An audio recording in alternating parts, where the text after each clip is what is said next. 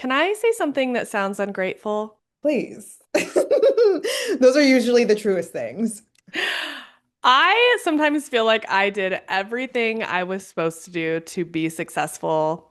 I did the school thing, I did career, built the life, have stability. And don't get me wrong, I'm very proud of myself, but I'm also so tired. And I am so tired in a way that I don't feel like rest is going to even begin to help. Yeah, it's not burnout, it's just feeling depleted.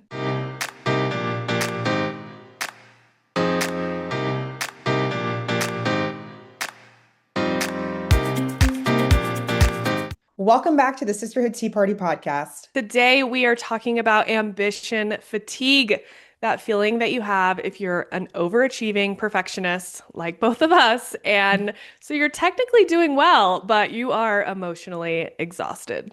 Yes. Girl, when did you first realize this was not just a normal tired? Yeah.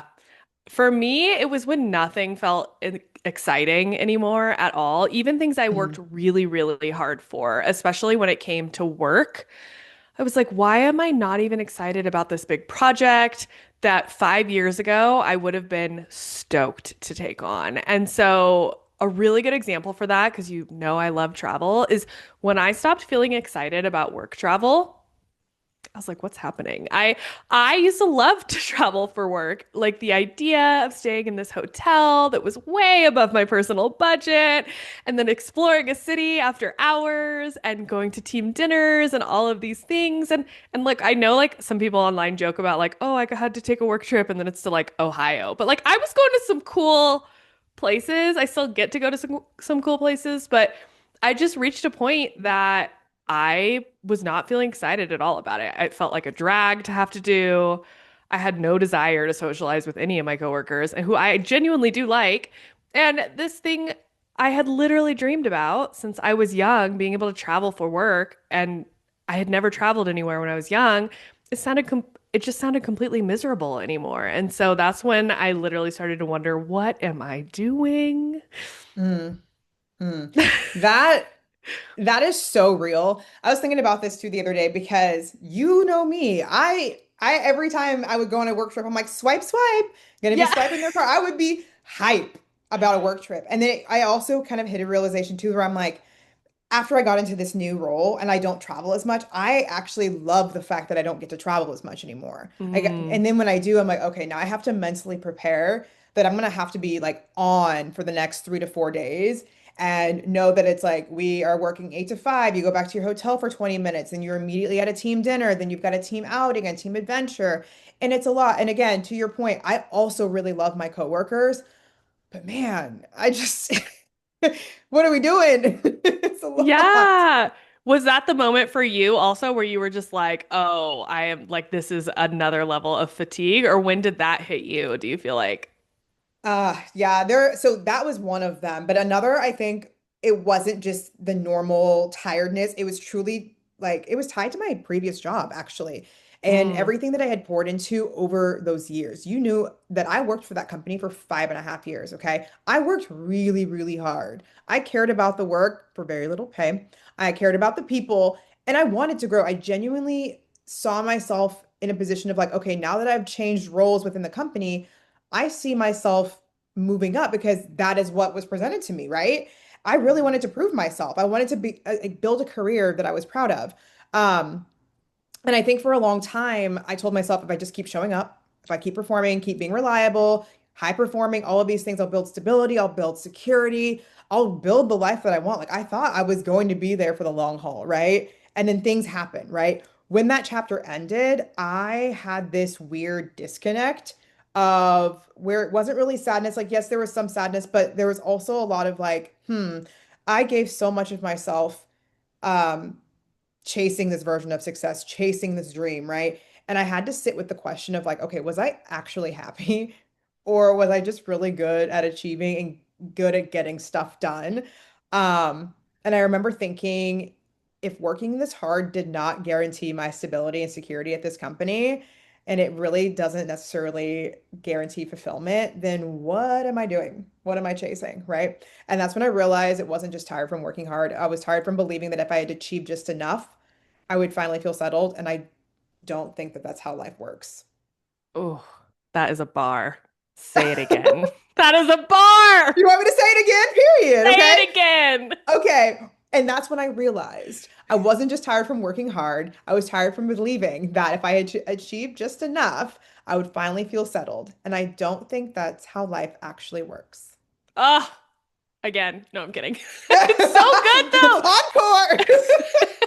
No, but that it is. It's like such a weird, specific feeling. I know It is. exactly what you mean of like, is this it like I did all of this and then I still didn't get the thing. So like it's like, Right. what am I doing? What am I doing?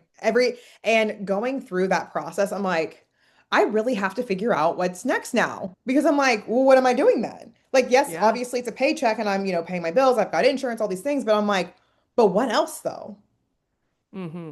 Mm-hmm. Ugh. Yeah, it is such a specific feeling, but I truly know. Like, I feel you. I feel you. hmm And it honestly kind of scared me in a way because ambition has always been a part of my identity. Yeah, no, same. I feel like we both have such similar experiences on this, but or at least in terms of the feelings that we had there. And I hmm do wonder what would you say was the moment you realized ambition was starting to cost you emotionally? Like, was it that layoff moment, or was it something else? Yeah, I mean, I feel I could go on, but I honestly realized where I felt like I had to be on all the time. Like I just talked about this, how for these like you had talked about work conferences too and work travel. I feel like I always had to be on all the time. And Mm, and that's exhausting.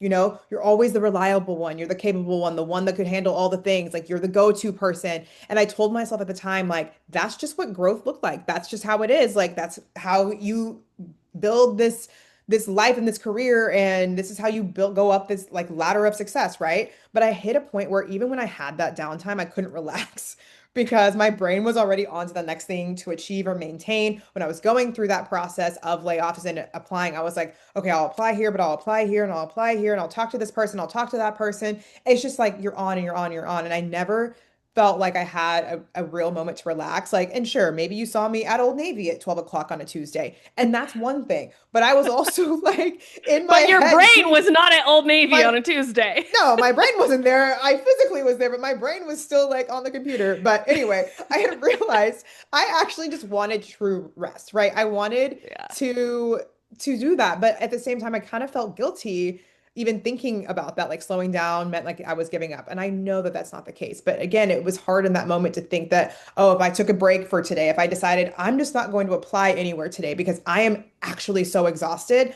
I thought that I was giving up. I thought that was a fail. I thought I was missing out. And I wasn't. That was actually giving me the opportunity to build up to get to where I needed to be and where I am now. I think taking those rests within that period of time when I was applying actually helped me more than I thought it was going to. Because my last experience of being laid off, I was like on, and I did not find full-time employment for a year that first time around. And this time it took me less than 5 months to do that, which Mm, I think in this economy and all of this, like I think that's really good. Um, yeah. but honestly, there were moments too that I was kind of thinking about where I felt a little resentful towards that version of success I had built, right? Because I didn't realize how much of me it would take to keep it going. And then that's what happened. And I'm like, oh wow. Now Yeah. what? Yeah. No, I feel like no one talks about that resentment part, right? It's like Mhm. we're just expected to be happy and proud of everything that we've been given or that we've achieved. And like, doesn't mean that you don't resent parts of it, you know? Right. And the reason of that is because it sounds ugly. But I mean, it It does. does. It does. It's like, It really ew, what's does. wrong with you? Right. But it's so real. You know what I mean? Mm. Yeah, I felt the same way when everyone started talking about the soft life. Mm, I sort of like hard subscribed to that for a while. I don't anymore, but I was feeling so angry that I had to keep doing so much and constantly be on. And I started to build this resentment. And I was like, no, actually, I don't want to work at all. actually. And I think a lot of people right now feel this. Like you see a lot of this content out there. It is a big part of discourse, I think also because capitalism is where it is today, right? Like Hmm. it is such a big discourse and I was in that boat. I was like, I don't want to work at all. Nope. And it was like, the content that's like this and never having a job again. And then in hindsight, I'm like, okay, well I actually don't agree with that at all and Yeah. like probably a little Yep. anti women's rights a little bit, but at the time I was so resentful. I just didn't want to work. And it took me a while to shift a bit and not feel so angry about that idea of work. Exactly. Because here's the thing, like I understand that to an extent, but I know Yeah. myself, like yes, the soft life, I always, would think, I am going to be a Pilates princess.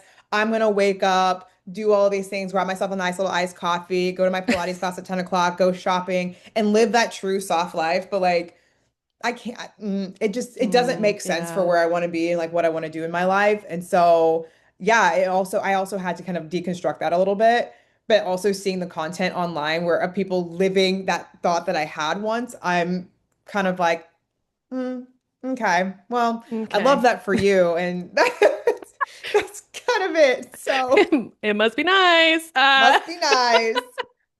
And it's so like anti what you would think it would be also because it feels like goals and accomplishments like they sound like they would Mhm. be actually more motivating as you hit these goals and how you when you get these accomplishments and I'll see all this success you're like, "Oh, I'll be more motivated." So why do you think that reaching success and hitting Mm. goals doesn't actually fix this feeling of dread and exhaustion?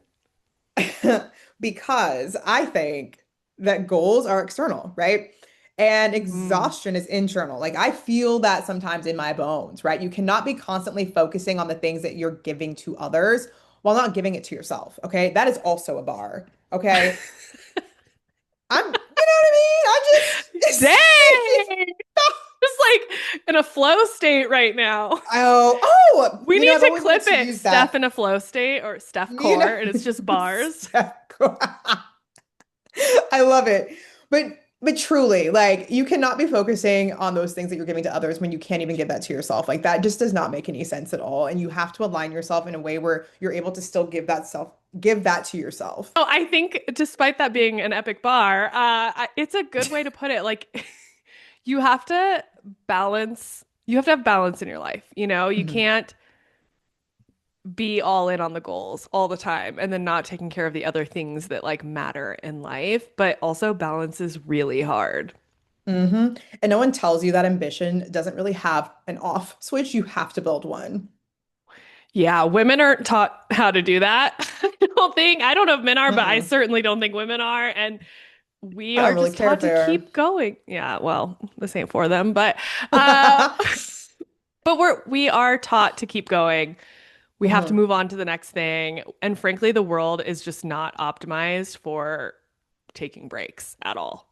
No, I feel like we've always been in this constant state of urgency and a constant state of just like panic. This is like super random, but I discovered that like I don't think I've ever had a moment of relaxation in my body. Like I feel like there are some times where I have to like think about like breathing and think about like relaxing and I'm like, oh, like that's what I'm saying. Like we just are not we're not Yeah. thinking about like you know what I mean? We're not wired that way because society has built all of these things up in our mind. But anyway, moving on from that, because I before I get on a tangent, but do you ever worry that wanting peace means that you're losing your edge? Mm. Mm. All the time. I I think I'm realizing that there is also a difference between wanting peace because you're pushing too hard and wanting peace because you're not in alignment with what you really want. There's my bar for the day. But, but seriously, like I have to question, okay, am I tired because I haven't taken a vacation or even just a break or whatever, a moment to myself? Or am I tired because I actually hate what I'm doing and I would rather be doing something else? And I feel like both are valid, but then they have totally different solutions because then it's like, okay, do I need to make like a life pivot or do I just need to take a break and like make that time for myself? What Mm, about you? mm. I do, but I know that I value my peace even more. these days. And so it's truly a balancing act that I play daily. So when we are deep in our feels of ambition fatigue, what do we do? Okay. I don't think the answer is quitting everything. Yeah, it's like that. Like what we were just talking about, the whole, this never working again. I agree. I don't think it's the answer. I think it's really honing in on what matters most and really looking deeply inside to ask what is worth it. hmm Like, what kind of success actually feels good to live inside? And what am I working for in the first place, if not to enjoy my life? And I'm just like, ooh, I really, you know what? Those are great journal prompts, okay? Friends, write Mm, that down. If you are journaling or if you take any reflective moments, ask yourself those two questions and really decide like how you want to go about that. Because I'm going to do that myself because I'm like, wait, let me do some reflection here. Because I really mm. do appreciate that. That's one of my favorite parts about this podcast is sometimes we get like hmm deep in the conversations and then I'm like, ooh, I gotta think about that later. Right. I'm Gotta like, go oh, wait a deeper. minute. Yes, yes. Yeah, I definitely needed this conversation, and I do hope that anyone listening also found value out of it. Sometimes you just need to vent it out with a friend to help you look at it from a different perspective. And this is why we are here. So before we close, let's leave you all with our last drop of tea for the day. If you're successful and still tired, it doesn't mean that you failed. It just might mean that your ambition is asking to evolve. If you liked this episode, make sure you subscribe wherever you listen to podcasts and follow at Sisterhood Tea Party on TikTok and Instagram so you don't miss future conversations like this.